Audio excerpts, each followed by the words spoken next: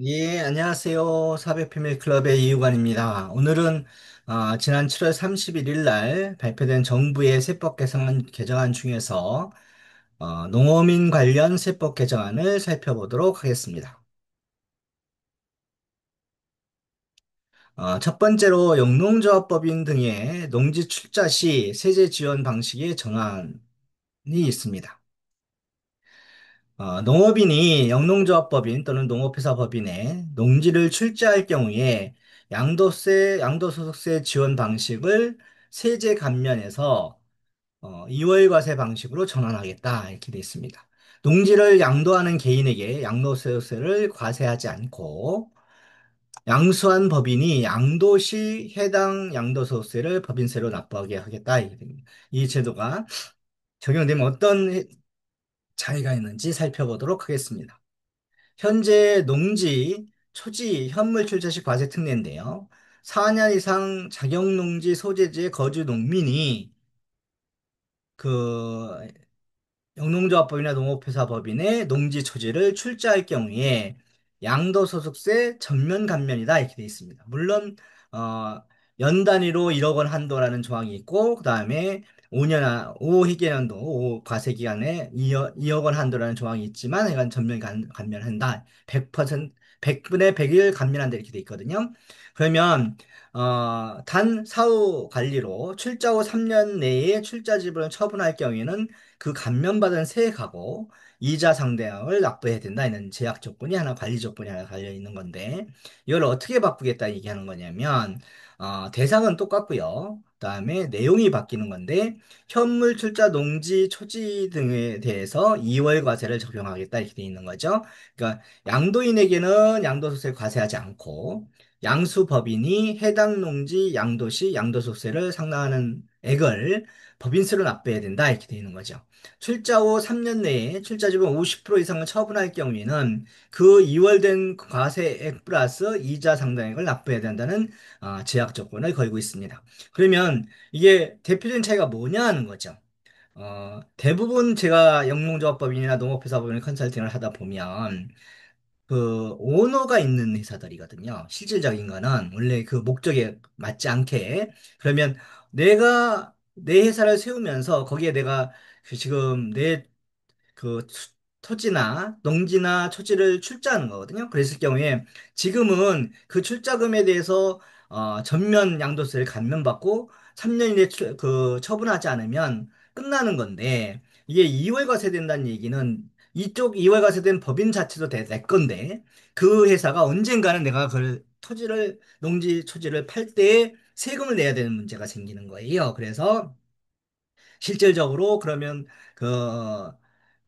내 회사로 만들어가는 영농조합법이나 농업회사라고 한다고 하면 올해 안에 출자할 계획을 갖고 있으면 올해 안에 출자하시는 게 맞다 이렇게 보시는 겁니다. 그래서 검토하셔야 할 사항이라 생각이 됩니다. 그 다음에 올해 지금 어, 그 한시법, 조특법은 원래 한시법들이 굉장히 많은데, 2025년 12월 30일부로 끝나는 그 세제 지원들이 있어요.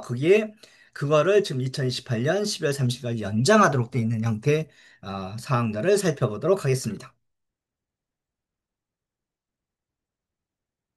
축사용지에 대한 양도세 감면 적용 기한을 연장한다 이렇게 돼 있는데요.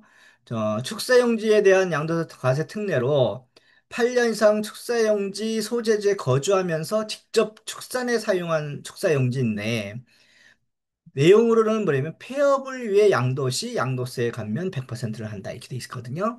단 과세기간별로 1억 원 한도고요. 그다음에 5과세기간에 2억 원 한도로 제약은 있다 이렇게 하는 건데 이거를 25년 12월 31일까지 돼 있는 걸 28년 12월 30일까지 연장하겠다는 거예요. 축사용지에 대해서는 딱 명시되어 있는 게 있어요. 폐업을 위해 양도했을 경우에 감면한다 이렇게 돼 있습니다. 그러니까 이걸 다른 그 용도로 쓰려고 하면 안 된다 이렇게 하는 거죠. 뭐 이렇게 그 어제도 누가 물어보던데 그 염소를 키우다가 서로 바꾸는 거 괜찮냐 이렇게 얘기하면 그거 안 된다 이게 폐업을 위해서 양도했을 때 가능하다 이렇게 하는 거예요. 그다음에 어업용 토지에 대한 양도소득세 감면 적용 기한 연장입니다. 그래서 어업용 토지 건물에 대한 양도세 양도소득세 과세 특례인데 8년 이상 어업용 토지 소재지에 거주하면서 직접 어업에 사용한 어업용 토지 건물이에요. 이랬을 경우에 어업용 토지 건물 양도시 양도세 100%를 감면한다 이렇게 되어 있습니다. 단 과세기한물 아까 얘기한 것처럼 1억 원 한도고 5 과세기간 한도에 2억 원 한도다 이렇게 되어 있고요. 적용기한이 올 25년 12월 31일인 거를 28년 12월 31일까지 연장한다 이렇게 되어 있습니다. 그 다음에 임목벌채 양도소득 비과세 한도를 확대하겠다 얘기 되어 있습니다.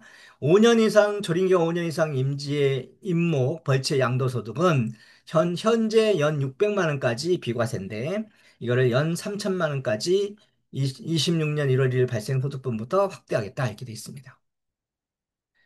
그다음에 지금 현재 가장 관심 있는 분야가 뭐냐면 영농자녀 자격농지 증여세 감면 적용기한 연장이거든요. 지금 현재 영농자녀 등의 농지나 초지를 주었을 때 증여세를 감면하도록 돼 있는데 자격농민이 영농자녀에게 일정 면적 이내의 농지 등을 증여하는 경우요.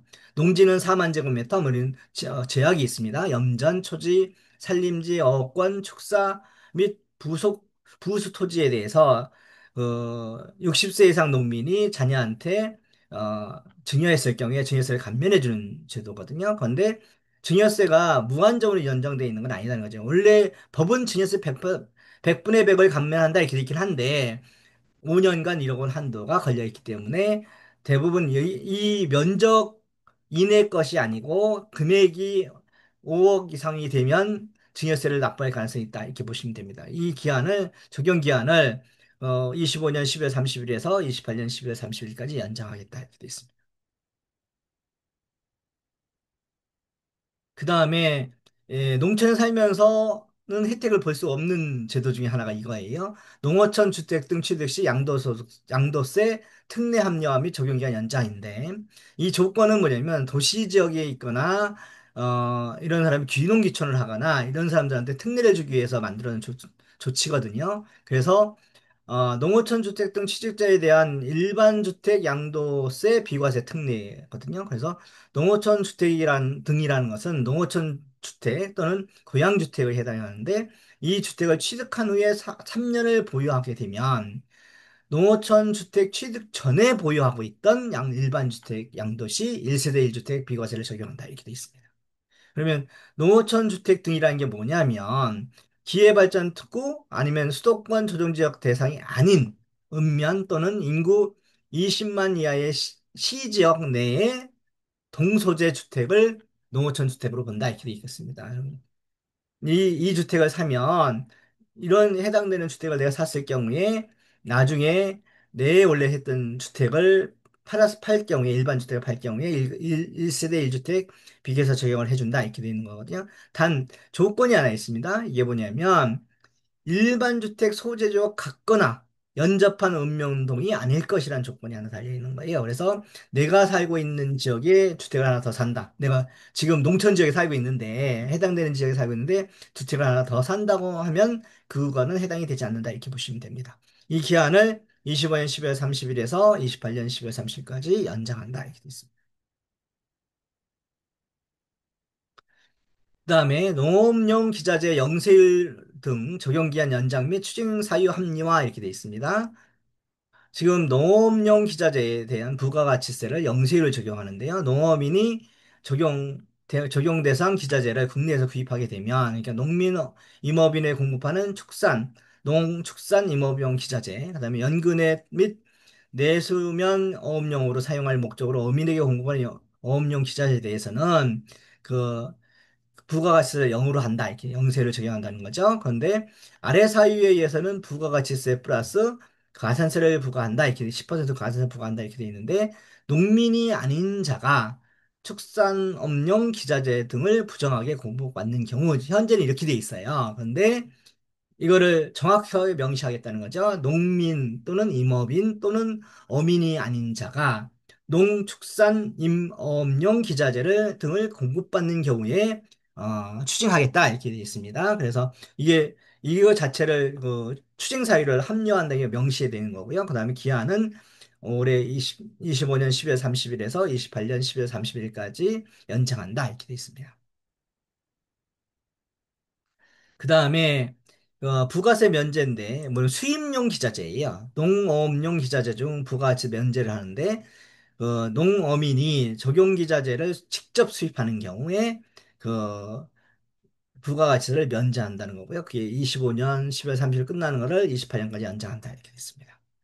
그 다음에 농어가 목돈 마련 저축 세제 지원 적용 기간 연장인데요. 즉 농어민이 한테 해주는 이자 소득 저축장려금에 대한 소득세는 비과세한다는 거죠. 이게 올해 25년 10월 30일에서 28년 10월 30일까지 연장한다 이렇게 됐습니다. 그 다음에 이게 농어, 임업인 등 비과세 적용 기한 연장 및 저율 분류과세 일부 도입이라는 거예요. 이게 조항은 뭐냐면 상호금융 예탁금 출자금에 대한 이자, 배당소세 감면인데 여기에 해당되는 그게 뭐냐면 농협도 해당이 되고요. 그 다음에 원래는 저축은행 이런 쪽에 있어요. 뭐 새마을 금고 이런 쪽에도 다 물론 상호금융 예탁금이겠죠. 그 예탁금 3천만 원까지 출자금 2천만 원까지 비과세한다 또는 분리과세한다 이렇게 돼 있었는데 지금 현재까지 25년 10월 30일까지는 비과세하도록 돼 있는 거거든요. 그런데 원래는 내년부터는 5% 분리과세, 27년부터는 9% 분리과세를 하겠다 이렇게 돼 있던 것을 어, 이 비과세 기간을 연장하겠다 이렇게 돼 있는 거예요. 그래서 농어임업인 조합원 급여가 5천만 원 이하인 가입자는 종합소득 또는 종합소득 금액 3,800만 원 이하이면 비과세 기간을 2028년 10월 30일까지 연장하겠다 이렇게 돼 있어요. 그래서 29년부터는 5% 분류과세, 30년에는 9% 분류과세를 하겠다 이렇게 된 거거든요.